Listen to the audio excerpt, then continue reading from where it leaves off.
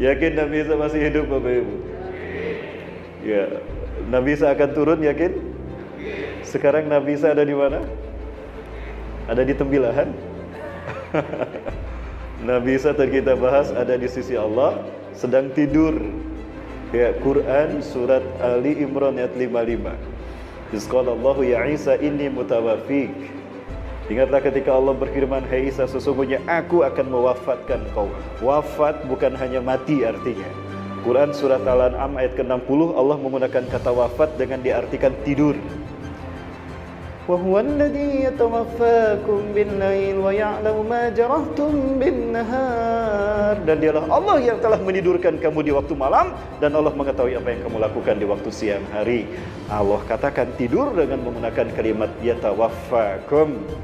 Ditidurkan Nabi Isa, wa rafuka ilayya, dan aku angkat engkau ke sisiku.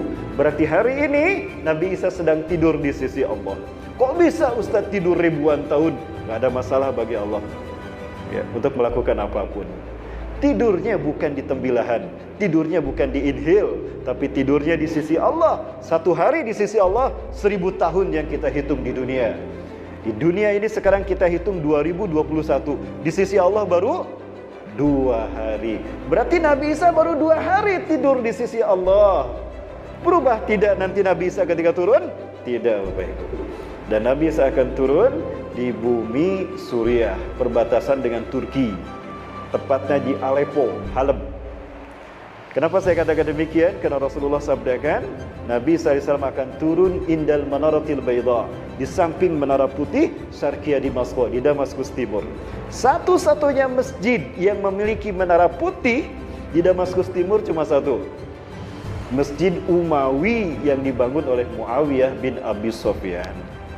Ketika Ali bin Abi Thalib dibaiat menjadi khalifah yang keempat dari Khulafaur Rasyidin Al-Mahdiin, Muawiyah tidak berbaiat kepada Ali. Dia kecewa kepada Ali, kata dia. Abu Muslim bertanya, ya Muawiyah, innal muslimin yubai'una aliyan khalifatan rabi'atan min khulafaur rasyidin al-mahdiin lahum. Falima tubayi'hum? Falima tubayi'hu? Wahai Muawiyah bin Abi Sufyan, sesungguhnya umat Islam sedang berbaiat kepada Ali bin Abi Thalib sebagai khalifah yang keempat dari khulafaur rasyidin al-mahdiin. Kenapa anda tidak berbaiat? Muawiyah berkata, ya Abu Muslim, engkau menyaksikan aku ini adalah saudaranya Utsman bin Affan, dia sepupu saya. Tapi Ali tidak menghukum pembunuh sepupuku Utsman. Mereka masih gentayangan, aku kecewa. Andaikan Ali menghukum para pembunuh sepupuku, aku akan berbaiat kepadanya.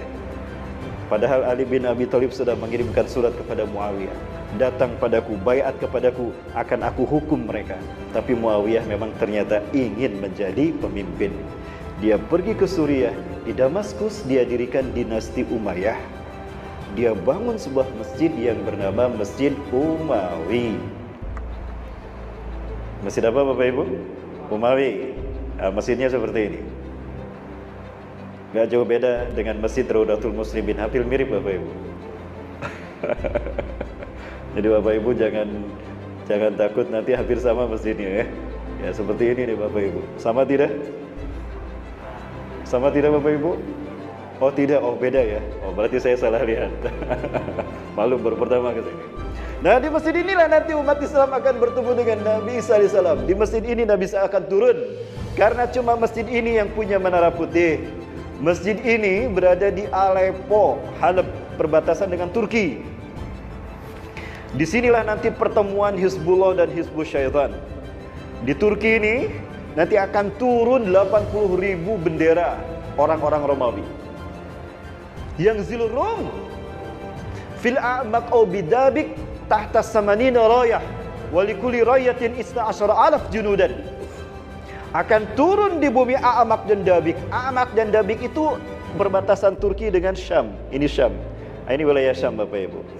Ini Suriah, ini ada Lebanon, kemudian ada Palestina, lalu ada Jordania, dan sebelah sini Irak. Nanti mereka Bani Rum akan turun di sini, Eropa, di bawah pimpinan kaum Salibis. Kaum Yahudi, mereka akan turun sejumlah 80 bendera. Satu bendera 12.000 pasukan. Jadi berapa jumlah mereka? 960.000 ya. Hampir 1 juta mereka akan bertemu turun di sini. Ketika itu turun berarti Turki Erdogan sudah hancur. Ya, jika itu terjadi dalam waktu dekat. Lalu kemana Erdogan? Kalau tidak syahid, beliau bergabung dengan Hamas. Karena saya pernah melihat beliau hadir bersama Ismail Haniyeh, Perdana Menteri Hamas, ya Palestina, dan beliau berkomitmen akan memimpin kebangkitan Islam. Itu kata Erdogan. Itu yang pernah saya dengar dan saya lihat di tayangan yang kami dapatkan dari Palestina. Bapak Ibu yang dirahmati Allah, lalu di mana umat Islam? Nah, umat Islam di sini. Wa imamukum minkum, pemimpin kalian adalah Imam Mahdi dari kalangan kalian. Namanya sama dengan namaku, kata Rasulullah. Yuwatiu ismu ismi. Siapa nama Rasulullah?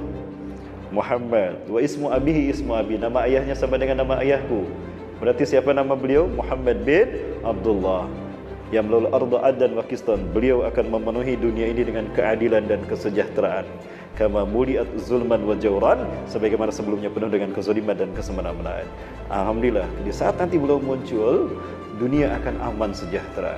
Umat Islam akan aman sejahtera, bahkan hidup kaya raya. Li'annahu sayu'til mala sihahan la ya'addah. Dia akan membagikan harta tanpa menghitungnya. Jadi kita akan kaya raya, Bapak. Jadi Bapak Ibu yang sekarang cicilannya masih besar, jangan khawatir. Datang Imam Mahdi, lunas cicilan kita. Amin. Ketahuan punya cicilan tuh. Aminnya keras. Yang hari ini punya hutang, datang Imam Mahdi, amin, lunas nanti hutangnya. Amin. Oh gak tahu, kalau amin nanti ketahuan punya hutang nanti. Kapan beliau muncul? Ada banyak tanda. Selain nanti terjadi perang antara 3 putra mahkota di negeri Jazirah Arab, maksudnya Saudi Arabia, nanti akan ada berperangan, Bapak Ibu. Rasulullah sabdakan demikian. Yaktatilu salah satu inda kanzikum, akan berperang 3 orang laki-laki di sisi perbendaharaan kalian.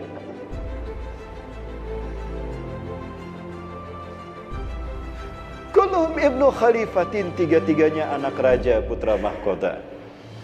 Thumma la yasiru wahidun minhum ila wahidin minhum, tapi salah satu dari 3 putra mahkota ini tidak akan pernah bisa menjadi raja. Kenapa? Karena yang menjadi pemimpin adalah Imam Mahdi. Rasulullah sabdakan demikian itu setelah wafatnya seorang raja di bumi, Ibnu Su'ad. Ya, ini Raja Su'ad bin Abdul Aziz, ya. As-Saud, Abdul Aziz bin Abdurrahman As-Saud, maaf.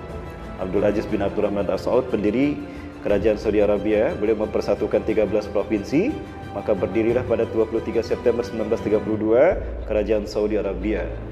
Setelah runtuhnya Turki Utsmani dan berdirinya Republik Turki yang sekuler.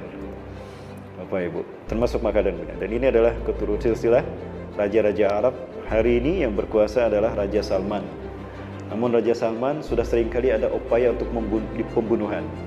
Jenderal pendampingnya sudah tidak ada. Abdul Aziz Al-Fagham adalah jenderal yang kuat yang selama ini melindungi Raja Salman. Beliau sudah tidak ada. Ketika ada seseorang yang ingin menembak Raja Salman, beliau menghalanginya dan peluru itu bersarang di tubuhnya Jenderal Abdul Aziz Al-Fagham. Maka sekarang beliau kehilangan jenderal terbaiknya. Nah, sebagaimana hadis Rasulullah SAW tadi, akan berperang 3 orang laki-laki di sisi Ka'bah. Maka saya katakan 3 laki-laki ini adalah keturunan Raja Arab, karena Rasul sebutkan Ka'bah.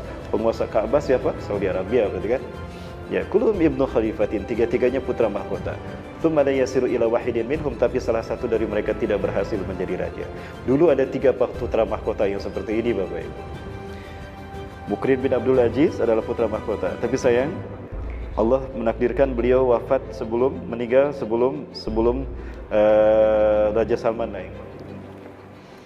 Mukrin bin Abdul Aziz naik helikopter dan helikopternya ada yang menembak sehingga jatuh dan meninggal. Beliau hancur, tubuhnya terbakar bersama terbakarnya dan hancurnya helikopter yang beliau tumpangi. Sampingnya di tengah ada Muhammad bin Nayef. Sejak Raja Fahad berkuasa, Muhammad bin Nayef adalah orang yang mewakili urusan-urusan diplomasi dengan negara luar, urusan luar negeri. Beliau mahir dalam dunia politik. Sejak Juni 2019 saya tidak melihat Muhammad bin Nayef muncul. Ternyata beliau sudah menjadi tahanan kota. Apakah beliau masih hidup? Saya tidak tahu. Dan yang terakhir tinggal Muhammad bin Salman. Maka inilah yang kemudian diangkat menjadi putra mahkota.